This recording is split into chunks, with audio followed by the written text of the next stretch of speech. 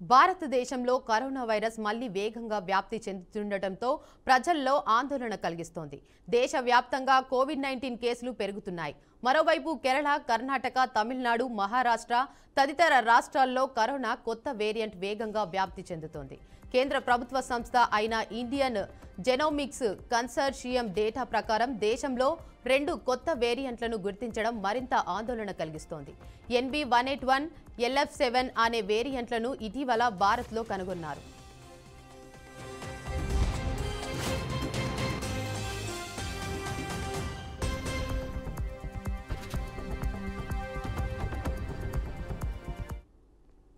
NB181 Covid virus case 1 ఏప్రిల్లో తమిళనాడులో నమోదైంది. మే నెలలో 4 LF7 కేసులను గుర్తించారు. ప్రపంచ ఆరోగ్య సంస్థ ఈ 2 సబ్ వేరియంట్లను వేరియంట్స్ అండర్ మానిటరింగ్ వర్గీకరించింది.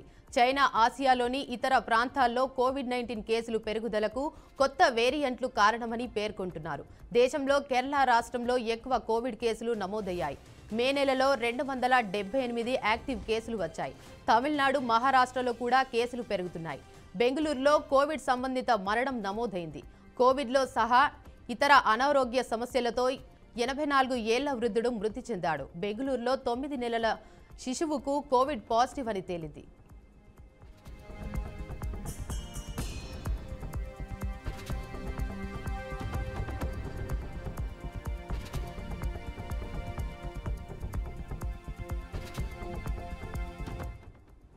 హైదరాబాద్లో ఒక కోవిడ్ కేసు నమోదైందని అధికారులు తెలిపారు.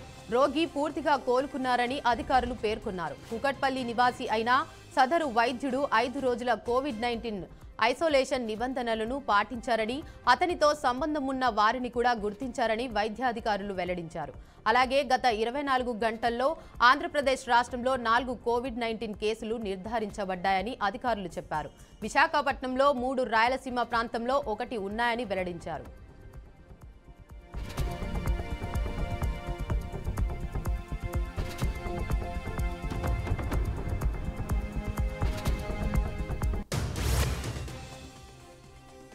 ప్రస్తుత వైరస్ వ్యాప్తితో లక్షణాలు స్వల్పంగా ఉన్నాయని వైద్య నిపుణులు చెబుతున్నప్పటికీ ముందస్తు జాగ్రత్తలు పలు రాష్ట్రాలు కోవిడ్-19 మార్గదర్శకాలను జారీ చేశాయి.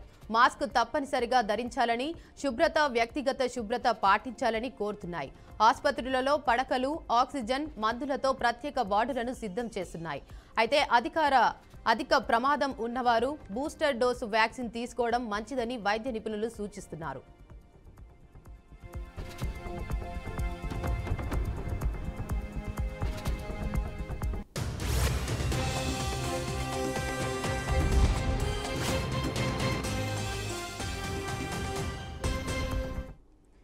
ఇక దీనిపై మరింత సమాచారాన్ని మా ప్రతినిధి నాయుడు అందిస్తారు. Naidu, thank you.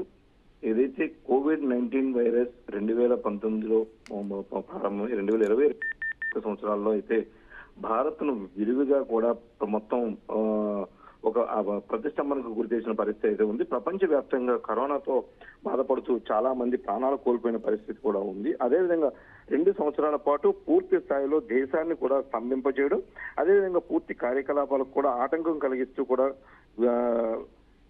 విజృంభించినటువంటి కోవిడ్-19 నెమ్మదిగా తగ్గుతూ వచ్చినప్పటికీ మళ్ళీ కోవిడ్-19 తాలూకా ఆనవాళ్ళు అయితే మళ్ళీ భారత్ లో కూడా మనకి క్రమక్రమంగా కూడా కనిపిస్తున్న పరిస్థితి ఉంది. ప్రధానంగా చూసుకున్నట్టయితే కనుక ఇప్పటికీ ఏపీలో చూసుకున్నట్టయితే 4 కేసులు కూడా నమోదైన పరిస్థితి ఉంది. ప్రధానంగా ఇక్కడ విశాఖలో 3 కేసులు కూడా నమోదైనట్టు ఇప్పటికే వైద్యులు అయితే చెప్తున్నప్పుడు అయితే దానికి సంబంధించి వాళ్ళందరూ కూడా సేఫ్టీ ప్రికాషన్స్ తీసుకోవడం ద్వారా అయితే మాత్రం వాళ్ళు మళ్ళీ తేరుకుంటున్నారంటూ కూడా వైద్య అధికారులు చెబుతున్న పరిస్థితి ఉంది. అదేవిధంగా రాష్ట్రానికి సంబంధించినంత వరకు కడపలో కూడా మరొక కేసు కూడా నమోదవడం, వీళ్ళందరికీ కూడా పూర్తి స్థాయిలో వీళ్ళందరూ కూడా చర్యలు తీసుకోవడం, పటిష్టమైన చర్యలు తీసుకోవడం, అదేవిధంగా హోమ్ క్వారంటైన్ ద్వారా అయితే మాత్రం వీళ్ళు ఇప్పటికే తేరుకున్నారంటూ కూడా చెప్తున్న పరిస్థితి అయితే మనకి కనిపిస్తుంది. అదేవిధంగా చూసుకుంటే తెలంగాణలో సైతం ఈ కోవిడ్ ఆనవాళ్ళు బయటపడడం, వాళ్ళందరూ కూడా క్వారంటైన్ లో వాళ్ళు తీసుకున్న ప్రికాషనరీ మెథడ్స్ ద్వారా అయితే ఇప్పటికే రికవరీ అవుతున్నట్టుగా కూడా డాక్టర్లు చెప్తున్న పరిస్థితి అయితే మనకి కనిపిస్తుంది. ఏదైతే భారత్ లో ఇప్పటి వరకు మనకు వచ్చినటువంటి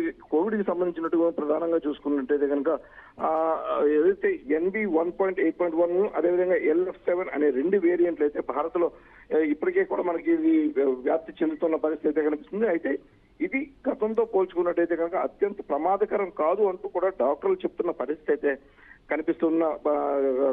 చెప్తున్న పరిస్థితి అయితే ఉంది. అయితే ఏదైతే ఈ COVID-19 కి సంబంధించి ఈ LF7 కేసులు అయితే మాత్రం నమోదు కావడం కొంచెం బాధాకరమైన విషయం అయినప్పటికీ కూడా ఇది మొత్తం భారత్ లో అయితే కనుక బాగా విజృంభించే అవకాశాలు ఉన్నాయంటూ కూడా చెప్తున్న పరిస్థితి ఉంది. ప్రధానంగా ఇటు కేరళకు సంబంధించినంత వరకు పెద్ద మొత్తంలో కూడా కేసులు నమోదు అవడం ఒకే అయితే కనుక ఇటు కర్ణాటకకు సంబంధించినందుకు ఒక 84,000 వృద్ధులు మృతి చెందడం, అదేవిధంగా మరొక 21 సంవత్సరాల విద్యార్థి అయినట్టు మహారాష్ట్ర కూడా మృతి చెందడం. అంటే వీళ్ళిద్దరు కూడా అనారోగ్య సమస్యలు ఉన్నాయంటూ కూడా చెబుతున్నప్పటికీ కూడా ప్రధానంగా ఈ కోవిడ్ తాలూకా ఎఫెక్ట్ వల్లనే మృతి చెందారంటూ కూడా ధృవీకరించడం మనకి ప్రధానంగా మనకి కనిపిస్తున్న పరిస్థితి ఉంది. ఎవరైతే 21 సంవత్సరాల వ్యక్తి ఎవరైతే మరణించారో ఠానేలో, ఆయన అయితే కనుక కీటోసిడోసిస్తో బాధపడుతున్నారని, అదేవిధంగా డయాబెటీస్ కూడా వీళ్ళకి ఉంది అన్న కూడా చెప్తున్న పరిస్థితి. అంటే డయాబెటీస్ ఉన్న వ్యక్తులకి ఈ COVID-19 తాలూకా ప్రమాదం ఎంత మేర ఉంటుందని పూర్తిగా నిర్ధారించినప్పటికీ కూడా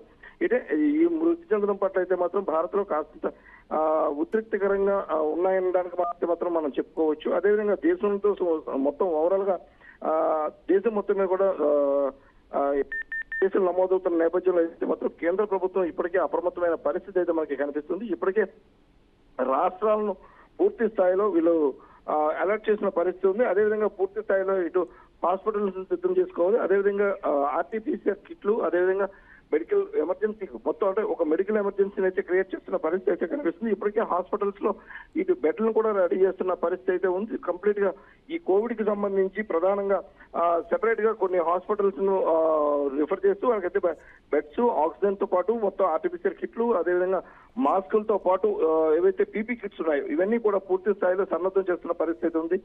మొత్తం అన్ని రాష్ట్రాలు కూడా దీనిపై అయితే అలర్ట్ గా అయితే ఇచ్చిన పరిస్థితి నేపథ్యంలో అయితే మాత్రం ఇప్పటికే COVID-19 ఎలా ఎదుర్కోవాలి, దీనికి సంబంధించి ఏ విధంగా ఉండాలన్న దానిపై అయితే మాత్రం రాష్ట్ర ప్రభుత్వాలను అయితే కేంద్ర ప్రభుత్వం పూర్తిగా హెచ్చరించిన పరిస్థితి ఉంది. రాష్ట్ర ప్రభుత్వాలు అన్ని కూడా దీనిపై ఇప్పటికే చర్యలు చేపట్టాయి. ప్రధానంగా ఏపీ వరకు వచ్చేసరికి అయితే మాత్రం ఆరోగ్య శాఖ మంత్రి సత్యకుమార్ కూడా చెప్తున్న పరిస్థితి ఉంది. ఇప్పటికే మేము మొత్తం అన్ని రకాల హాస్పిటల్స్ కు కూడా ఇన్స్ట్రక్షన్స్ ఇవ్వడం జరిగిందని, దీనిపై అయితే మాత్రం అందరూ అప్రమత్తంగా ఉన్నారు అంటూ కూడా చెప్తున్న పరిస్థితి అయితే కనిపిస్తుంది. ఇటు తెలంగాణ వరకు చూసుకున్నట్టయితే కనుక తెలంగాణలో కూడా ఇప్పటికే కొన్ని హాస్పిటల్స్ ను సన్నద్ధం చేశామని, దీనిలో కూడా మొత్తం ఇటు ఆక్సిజన్ కావచ్చు, బెడ్స్ కావచ్చు, పీపీ కిట్స్, అదేవిధంగా RT-PCR కిట్లు, అదేవిధంగా పీపీ కిట్లు, మాస్కులు కూడా వీటన్నిటి కూడా సన్నద్ధం చేసిన పరిస్థితి అయితే కనిపిస్తుంది. అదే దీని ప్రధానంగా చూసుకున్నట్టయితే కనుక ప్రజలైతే మాత్రం చాలా అప్రమత్తంగా ఉండాలంటూ కూడా ఇప్పటికే ఆదేశించిన నేపథ్యంలో ప్రతి ఒక్కరు కూడా ట్రిపుల్ మాస్క్ ఏదైతే ట్రిపుల్ లేయర్ మాస్క్ ను ఉపయోగించాలంటూ కూడా ఆదేశాలు జారీ చేశారు. ఈ ట్రిపుల్ లేయర్ మాస్క్ ద్వారా అయితే మాత్రం పెద్ద మొత్తంలో మనం ఈ వైరస్ కి దూరంగా ఉండొచ్చని కూడా చెప్తున్నారు. అదేవిధంగా ఏదైతే సోషల్ డిస్టెన్స్ గతంలో ఏ విధంగా అయితే పాటించామో అదేవిధంగా సోషల్ డిస్టెన్స్ ను కూడా పాటిస్తూ మొత్తం ప్రజలందరూ కూడా అలర్ట్ గా ఉండాలంటూ కూడా చెప్తున్నారు. అయితే ఏదైతే మాస్ గ్యాదరింగ్స్ ఏవైతే ఉన్నాయో, వివాహాలు కావచ్చు, లేదంటే ఫంక్షన్స్, ఇటువంటి వాటిల్లో అయితే మాత్రం తగు జాగ్రత్తలు తీసుకోవడం ద్వారా దీన్ని మనం నివారించవచ్చు కూడా చెప్తున్నారు. అదేవిధంగా ప్రయాణాలు చేసేటటువంటి వారు ఇటు బస్సులు, ట్రైన్లు, అదేవిధంగా ఎయిర్పోర్ట్లలో ప్రధానంగా వీళ్ళందరూ కూడా ప్రికాషనరీ మెథడ్స్ తీసుకోవడం ద్వారా అయితే మాత్రం ఈ COVID-19 నివారించవచ్చు అంటూ కూడా చెప్తున్న పరిస్థితి ఉంది. అయితే విదేశీ ప్రయాణాలు చేపట్టే వాళ్ళు మాత్రం ఖచ్చితంగా వాళ్ళు ప్రికాషనరీ మెథడ్స్ చేసుకోవడం, అదేవిధంగా వచ్చిన తర్వాత వాళ్ళు క్వారంటైన్ చేసుకుంటూ వాళ్ళ టెస్టులు అయితే మాత్రం ఖచ్చితంగా చేయించుకోవాలంటూ కూడా చెబుతున్న పరిస్థితి అయితే మనకి కనిపిస్తూ ఉంది. అయితే ఈ కోవిడ్ కేసుల నేపథ్యంలో రాష్ట్రాలకు ఏదైతే కేంద్ర ప్రభుత్వం ఏదైతే రాష్ట్రాలకు ఇన్స్ట్రక్షన్స్ ఇచ్చిందో ఈ నేపథ్యంలో ప్రతి ఒక్కరు కూడా దీన్ని అలర్ట్ గా ఉండాలని, దీనికి సంబంధించి ఎప్పటికప్పుడు డేటాను కేంద్ర ప్రభుత్వానికి సంబంధించి మొత్తం ఇన్ఫర్మేషన్ ఇవ్వాలంటూ కూడా చెప్తున్న పరిస్థితి అయితే కనిపిస్తుంది.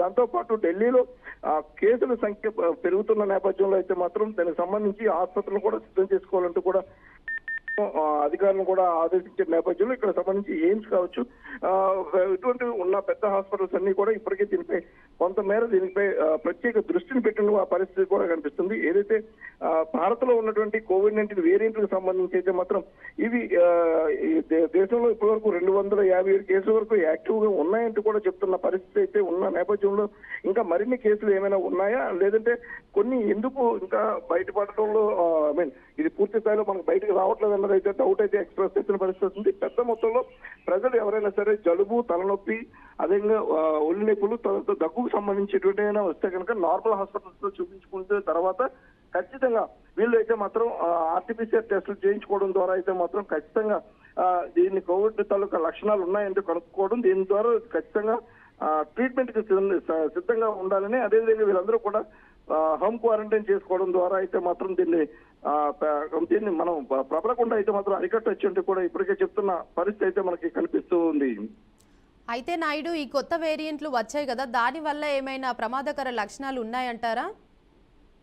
ప్రధానంగా చూసుకున్నట్టయితే కనుక ఏదైతే ఈ కోవిడ్-19 వేరియంట్లకు సంబంధించి NB1.8.1 అదేవిధంగా LF7 ఇవి ఇప్పటి వరకు అయితే కనుక పెద్ద మొత్తంలో అంత ప్రమాదకరం కాదు అంటూ కూడా డాక్టర్లు చెప్తున్న పరిస్థితి ఉన్నప్పటికీ కూడా ఏవైతే 2 మరణాలు సంభవించాయో, ఏదైతే ఇటు థానేలో కావచ్చు, ఇటు కర్ణాటకలో కావచ్చు, ఇద్దరు కూడా ఆరోగ్య సమస్యలు ఉండడం ద్వారా ఈ కోవిడ్-19 ఎఫెక్ట్ వల్ల మరణించారంటూ కూడా చెప్తున్నప్పటికీ కూడా ఈ కోవిడ్ దీని తాలూకా సివియారిటీ అంటే పెద్ద మొత్తంలో ప్రమాదం లేదు అంటూ కూడా చెప్తున్న పరిస్థితి అయితే ఉంది. అయితే రానున్న రోజుల్లో ఇది కానీ మరింత ప్రబలితే కనుక దీని తాలూకా పర్యవసానాలు పెరిగితే మరణాల సంఖ్య పెరగొచ్చు అంటూ కూడా ఒక అనుమానం వ్యక్తం చేస్తున్న పరిస్థితి అయితే ఉంది. ఇప్పటికీ దీనిపై కూడా ఈ కోవిడ్-19 సంబంధించి ఈ వేరియంట్లకు సంబంధించి ఎలా ఉండబోతుంది అన్న దాని మీద అయితే మాత్రం సీరియస్ గా టెస్టులతో పాటు ఇవన్నీ కూడా వెరిఫై చేస్తున్న పరిస్థితి అయితే ఉంది. అయితే రానున్న రోజుల్లో వీటి సంఖ్య, మరణాల సంఖ్య అయితే మాత్రం తక్కువగానే ఉంటుందని, కానీ జాగ్రత్తలు తీసుకోలేని పక్షంలో అయితే మాత్రం మళ్ళీ మన ప్రమాదకర స్థితిలోకి వెళ్ళిపోయే ప్రమాదం ఉన్న నేపథ్యంలో ప్రజలందరూ కూడా అప్రమత్తంగా ఉండాలంటూ చెప్తున్నారు. అంటే దీని ప్రాథమిక దశలోనే దీన్ని మనం గుర్తించినట్లయితే కనుక తొందరగా మనం వీళ్ళు రికవరీ అవుతారని, లేని పక్షంలో ఇది కొంచెం మేజర్ గా ఏమైనా డ్యామేజ్ చేసే అవకాశాలు ఉంటాయంటూ కూడా చెప్తున్నారు. అదేవిధంగా చూసుకున్నట్లయితే ఇప్పుడు ప్రజల్లో పెద్ద మొత్తంలో ఇటు డయాబెటీస్ కావచ్చు, ఇటు బీపీ వంటి ఉన్న నేపథ్యంలో అయితే మాత్రం అటువంటి వ్యక్తులు అయితే మాత్రం కొద్ది జాగ్రత్తలు పాటించాలంటూ కూడా చెప్తున్నారు. అనారోగ్య సమస్యలతో బాధపడుతున్న వాళ్ళు ప్రధానంగా ఈ కోవిడ్-19 కి రాకుండా అయితే మాత్రం జాగ్రత్తలు తీసుకున్నట్టయితే కనుక ప్రమాదాన్ని మనం నివారించవచ్చు కూడా ఇటు డాక్టర్లు అయితే చెప్తున్న పరిస్థితి కనిపిస్తుంది. లాక్డౌన్ పడే సూచనలు ఏమైనా ఉందంటారా నాయుడు గారు? మనం చూసుకున్నట్టయితే కనుక ఇప్పటి వరకు కేసుల సంఖ్య కావచ్చు, గణనీయంగా పెరుగుతున్న సంఖ్య కావచ్చు, అంటే ఇది రానున్న రోజుల్లో ఇది మరింత కేసుల సంఖ్య కనుక పెరిగితే కనుక ఇది మళ్ళీ లాక్డౌన్ కి దారి తీసే అవకాశాలు కూడా ఉండొచ్చు అంటూ కూడా నిపుణులు అయితే కూడా చెప్తున్న పరిస్థితి అయితే ఉంది. అంటే గతంలో చూసుకున్నట్టు 2020 మార్చిలో మనకి ఏదైతే లాక్డౌన్ చేశారో అప్పుడు కూడా కేసుల సంఖ్య క్రమంగా పెరగడంతో ఖచ్చితంగా దీనైతే మాత్రం ప్రబలకుండా అరికట్టాలంటే ఖచ్చితంగా లాక్డౌన్ చేసే పరిస్థితి ఏర్పడింది. అలాంటి పరిస్థితి అయితే రానున్న రోజుల్లో రాకూడదు అంటూ కూడా నిపుణులు చెప్తున్న పరిస్థితి అయితే ఉంది. ఎందుకంటే ప్రజలందరూ కూడా గతంలో ఎంతలా బాధపడ్డారు, ఎంతలా ఇబ్బందులు గురయ్యారు, ఇవన్నీ కూడా చూసిన నేపథ్యంలో అప్పుడు పెద్ద మొత్తంలో ప్రబలిన తర్వాత మనం చర్యలు చేపట్టాము కాబట్టి మనకి డ్యామేజ్ అనేది చాలా ఎక్కువగా జరిగింది. ఇక మీద అలాంటివి జరగకుండా ఉండాలంటే ముందస్తు చర్యలు చేపట్టడం ద్వారా దీన్ని ప్రబలకుండా ముందుగానే అరికట్టినట్టయితే కనుక లాక్డౌన్ లాంటి విపత్కర పరిస్థితులు అయితే మనం ఎదుర్కోవాల్సిన అవసరం రాకపోవచ్చు అంటూ కూడా నిపుణులు చెప్తున్నారు. అయితే రానున్న రోజుల్లో దీని తాలూకా ప్రభావం ఎంత మేర ఉండబోతుంది, గతంతో పోల్చినట్లయితే కనుక ఈ వేరియంట్ ఎంత మేర ఇవి ప్రమాదకర పరిస్థితులు ఉంటాయి అన్నదాని అయితే మాత్రం రానున్న రోజుల్లో మనం చెప్పగలం తప్ప కానీ ముందుగా అయితే దీన్ని అనాలిసిస్ చేసే పరిస్థితి లేదని కూడా నిపుణులు చెప్తున్నారు. అయితే ఇది అయితే మాత్రం ఈ కోవిడ్-19 తాలూకా కేసులు పెరగకుండా ముందుగానే ప్రజలు అప్రమత్తంగా ఉండాలంటూ కూడా హెచ్చరిస్తున్న నేపథ్యంలో ప్రజలందరూ దీనిపై అయితే దృష్టి సారించాలని, చిన్న చిన్న జ్వరము, జలుబు, దగ్గు, తలనొప్పి, ఒంటి నొప్పులు ఇటువంటి వాటిని సీరియస్ గా తీసుకోవాలని, అంటే దీన్ని జ్వరమే కదని కూడా వదిలేకుండా ఖచ్చితంగా ట్రీట్మెంట్ కి వెళ్ళి వీళ్ళు ట్రీట్మెంట్ తీసుకున్న తర్వాత దీనిపై ఆర్టీపీసీఆర్ టెస్టులు చేయించుకున్నట్టయితే కనుక దీనికి సంబంధించి ఏదైతే ఈ కోవిడ్-19 లక్షణాలు ఏమైనా ఉన్నట్టయితే కనుక హోమ్ క్వారంటైన్, అదేవిధంగా కొంచెం సీవియారిటీగా ఉన్నట్టయితే కనుక ఖచ్చితంగా హాస్పిటల్లో జాయిన్ అయ్యి ఆక్సిజన్ తాలూకా లెవెల్స్ ఎప్పటికప్పుడు చెక్ చేసుకుంటూ దీన్ని అయితే మాత్రం ఇది ప్రమాదం నుంచి రక్షించుకోవచ్చు కూడా చెప్తున్న పరిస్థితి అయితే ఉంది. అయితే ప్రజలు